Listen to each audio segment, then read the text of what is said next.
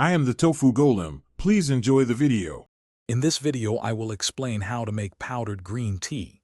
To begin, select premium green tea leaves, such as sencha or gyokuro, which are ideal for creating a vibrant, flavorful powder. The quality of your initial leaves significantly impacts the final product's taste and color. Make sure your chosen leaves are thoroughly dried. Any moisture can hinder the grinding process and affect the powder's shelf life. This foundational step is crucial for achieving a superior powdered green tea. Once you have your dried, high-quality green tea leaves, the next vital step is preparation. Carefully remove all the stems and veins from each leaf.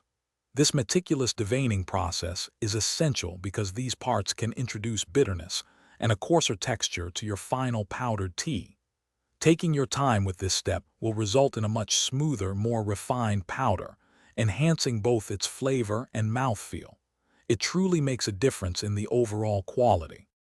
Now it's time to transform your prepared leaves into powder. For the best results, use a high-quality grinder, such as a dedicated coffee grinder or a spice mill. Grind the deveined leaves in small batches to ensure an ultra-fine, consistent powder. Grinding too much at once can overheat the leaves, potentially affecting their delicate flavor. Aim for a texture similar to confectioner's sugar, which is key for a smooth, clump-free powdered tea. After grinding, the final steps ensure your powdered green tea is perfect for enjoyment. Sift the ground tea through a very fine mesh sieve to remove any remaining larger particles or clumps. This step guarantees a silky smooth powder, ideal for whisking into a beverage.